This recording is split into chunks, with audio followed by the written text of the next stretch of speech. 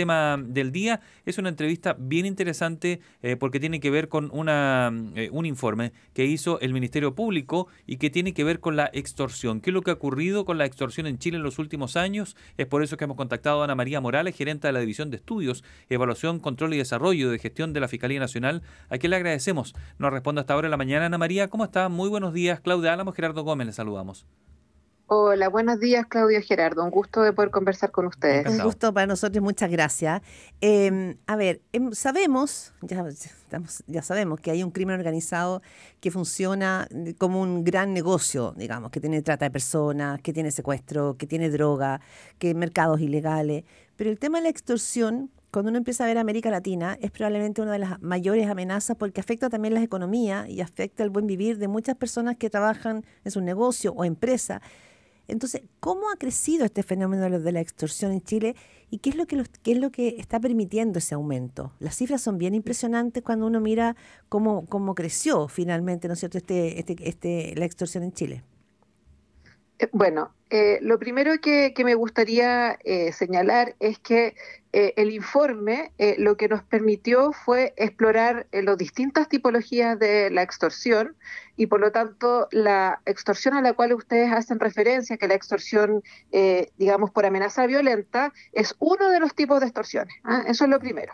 En el informe nosotros hablamos de 4 grandes agrupaciones de las extorsiones, dentro de las cuales tenemos la extorsión cibernética, la extorsión por amenaza violenta y la extorsión por influencia. Y lo que vemos, respondiendo a su pregunta en relación a los datos, es que efectivamente hemos tenido un aumento importante. El informe lo que hace es recoger todos los ingresos que recibe el Ministerio Público por el delito de extorsión desde el año 2013 al año 2023, y el año 2013 teníamos tan solo 39 casos, mientras que al 2023 teníamos 763 casos. Pero esto tiene, si me permiten, varias explicaciones. En primer lugar, y una explicación muy relevante, es que el 10 de abril del 2023 el tipo penal de extorsión sufrió una modificación muy importante. ¿Ya? El tipo penal de extorsión está regulado en el artículo 438 del Código Penal y en su tipificación digamos, la hipótesis que establecía era la de obligar a otro con violencia e intimidación a suscribir o otorgar un instrumento público o privado que importara una obligación estimable en dinero. ¿Ya? Esa fórmula que restringía la extorsión, entonces a una extorsión de tipo documental, fue modificada en el año 2023 y por lo tanto lo que hizo fue sancionar cualquier acto forzado que implique una disposición patrimonial en perjuicio propio de tercero, ampliando digamos, su alcance en torno a otro tipo de extorsión, es decir, no solo la documental. Además, otra reforma importante que contiene esa modificación es que aclara que lo fundamental en la comisión del delito es la coacción que se ejerce sobre la víctima para que disponga los bienes sin que sea necesario que el extorsionado obtenga un beneficio patrimonial directo. Esas son las modificaciones principales. Ya, entonces usted dice, sí, tuve el aumento es dramático, digamos, es trágico cuando usted dice 2013 eran 39 y ahora estamos al 2023 hablando de 700, o sea, es un salto cuántico. Estamos hablando, que usted dice, bueno, hubo un cambio en la ley, pero hoy día estoy pensando, cuando hace 2 semanas el diario La Tercera hablaba de la extorsión en el barrio Bellavista, en Recoleta, estamos hablando que ya se instaló un negocio para empezar a extorsionar, por ejemplo, a pequeños dueños de negocio. ¿Está pasando que eso ya está funcionando en Chile hoy día? Bueno, parte del informe refiere a la extorsión por amenaza violenta, que es la tipología que ustedes señalan, ¿ya? Lo primero que quisiera aclarar en relación a la distribución de los ingresos que nosotros tenemos es que mayoritariamente, y después nos podemos referir a esa tipología, pero mayoritariamente concentra el delito de sextorsión. O sea, dentro de las categorías que nosotros analizamos, en las extorsiones un 33%, la extorsión cibernética un 27,5%, y luego le sigue la extorsión por amenaza violenta, que es el caso que ustedes se refieren. Lo que ocurre es que si uno analiza desde la modificación legal, es decir, desde el 10 de abril del 2023 a un año, ¿no es cierto?, al 10 de abril del 2024, hecho, el delito que más aumentó y que más frecuencia tiene en ese periodo precisamente es la extorsión por amenaza violenta, que es la que ustedes hacen referencia. Y la extorsión por amenaza violenta es, digamos, bastante complicada porque refiere, como ustedes bien dicen, a una forma de operar de la criminalidad organizada y que efectivamente tiene, digamos, a lo menos dos propósitos, ¿no es cierto?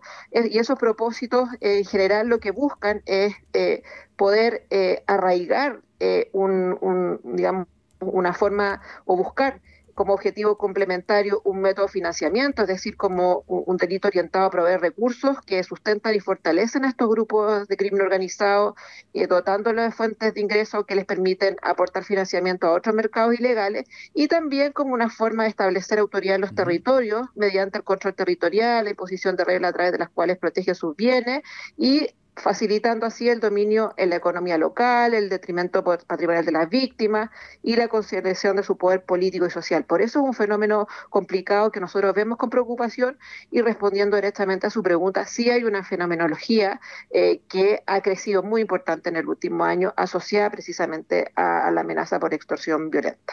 ¿Cuánto puede distorsionar estos números de aumento de la extorsión el hecho de ese cambio legal que usted mencionó de la ley 21.555? Se lo pregunto de una manera más sencilla. Si la ley fuera así, la ley de extorsión hubiese sido así hace 10 años, quizás no se notaría ese repunte tan alto. Es decir, nosotros convivíamos con la extorsión ya en Chile. ¿Es correcto eso? Es correcto. Nosotros, como antes estaba restringido a la hipótesis documental, Claro. ya teníamos una barrera de entrada, ¿no es cierto?, respecto de estos delitos. Sin embargo, de todas maneras, nosotros recibíamos ingresos por esos casos, solo que no podían ser, digamos, investigados de acuerdo a la tipificación legal que establecía el código, sino que se buscaban otras fórmulas de poder investigarlo.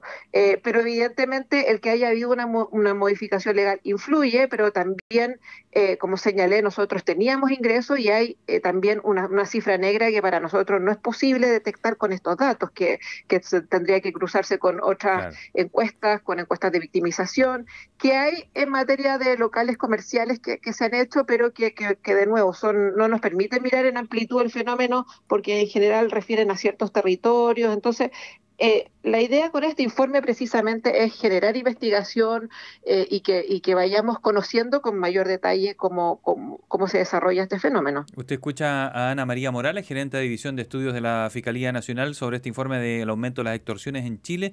Veía el dato que, como mencionábamos, es preocupante el aumento de la extorsión por amenaza violenta, pero estaba viendo los datos y muestra que el 76% de los autores son chilenos.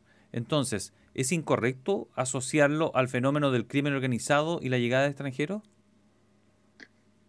A ver, lo que nos muestran los datos es que, como bien ustedes señalan, un 75% son efectivamente cometidos por chilenos y un 25%, ¿no es cierto?, un 24% son cometidos por personas extranjeras.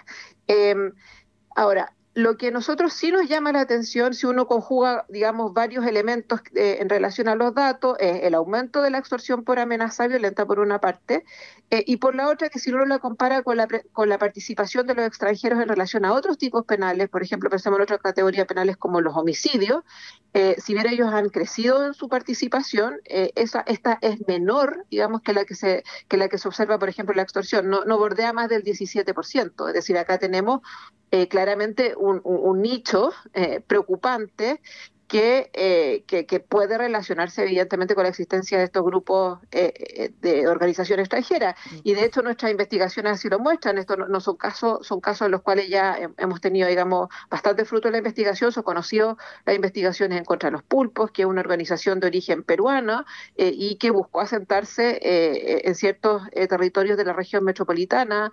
El mismo Tren de Aragua tiene bastantes mercados criminales y es bastante diversificado en términos de sus actividades. No solamente dedica al tráfico de droga y utiliza el homicidio como forma también o como Sí. herramienta para la comisión de sus delitos, tiene también los secuestros asociados, tiene mercado de explotación sexual y también en parte hay algunas investigaciones vinculadas con los Mm. delitos de extorsión. An- Entonces, hay bastantes antecedentes respecto a la participación de organizaciones extranjeras en nuestro país, pero no son los únicos. Eso es lo que nosotros queremos hacer el Claro. punto, es decir, la sí. extorsión no se explica solo por eso. Ana María Morales, gerenta de edición de estudios de la Fiscalía. A ver, también usted dice, ustedes en el estudio han hecho una clasificación de extorsión, pero también me pregunto, ¿habrán muchos pequeños negocios en algunos barrios que están siendo extorsionados? Hemos visto, ¿no? Hemos visto de pronto, pero que les da miedo denunciar, porque parte de la extorsión es que si denuncian lo van a matar o van a matar a uno de sus hijos. O sea, la extorsión funciona se fuerza la voluntad de la persona a la que uno está extorsionando. Entonces, ¿habrá una cifra negra respecto de eso? Y la segunda pregunta tiene que ver con las grandes empresas. Hay países en la región en que la extorsión está incluida casi que en el precio de los consumidores, porque grandes empresas, para poder sacar sus camiones, digámoslo así, hay muchas otras, tienen que pagar una extorsión o una, comillas, mordida para poder transitar y funcionar, y eso también altera los precios. Entonces, hay también una dimensión económica en la extorsión. Absolutamente.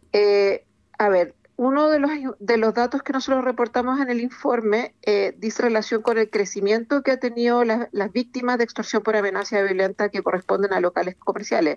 Si ustedes ven en el informe, en el 2023 teníamos un 6,5% de las víctimas correspondían precisamente a casos de extorsión por amenaza violenta en locales comerciales, mientras que en el 2023 esa cifra ascendió a 31,8%, es decir, en un transcurso de 3 años, este tipo de casos ha aumentado en casi 25 puntos porcentuales. Y lo que resulta también preocupante en esta materia, porque nosotros ahí vimos, digamos, dentro de las investigaciones que miramos para elaborar este reporte, de que en un 9% de los casos la víctima había efectuado un pago al agresor y eso se expresaba en los relatos. Ujú. En esos casos, es decir, estamos hablando casi un 10%, la mayoría se concentraba tratándose los delitos de esa extorsión. Sin embargo, la extorsión por amenaza violenta, un 9,2% de las víctimas pagaron.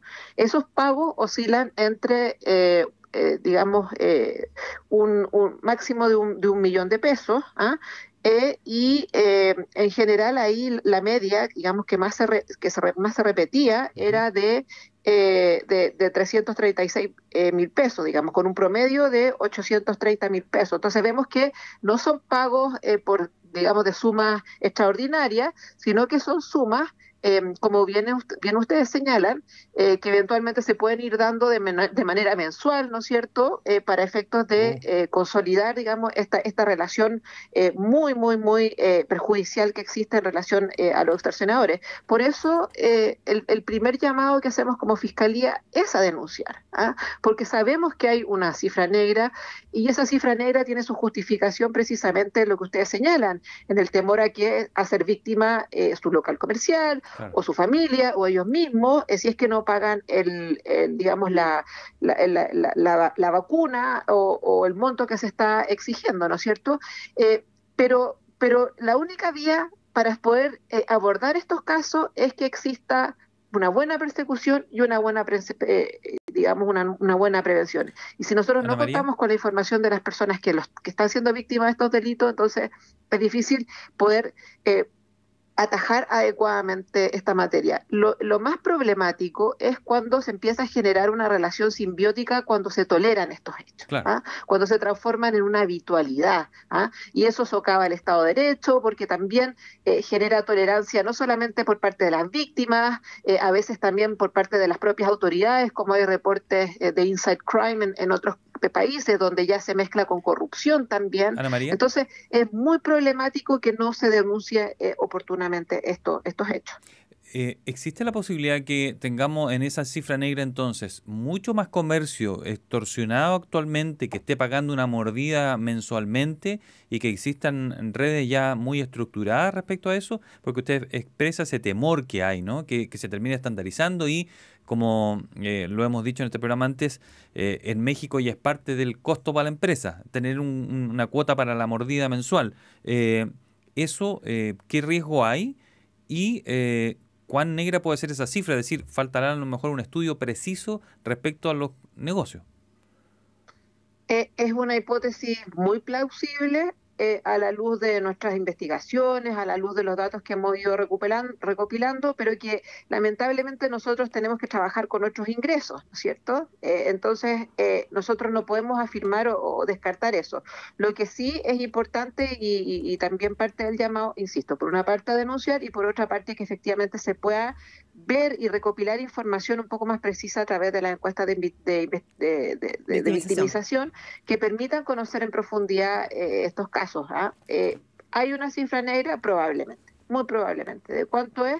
No lo sabemos, porque no hay encuestas de victimización precisas sobre este delito y la ENUSC tampoco reporta con tanto detalle que nos permitan poder dimensionar efectivamente si es que estamos frente a un caso muy preocupante. Hasta el momento lo que nosotros podemos señalar es, en base a nuestras investigaciones, nosotros hemos tenido varios focos criminales, es decir, agrupación de causas en esta materia y que ya tenemos, digamos, bastante éxito en estas investigaciones, logrando sentencias condenatorias en casos bien emblemáticos. Sí.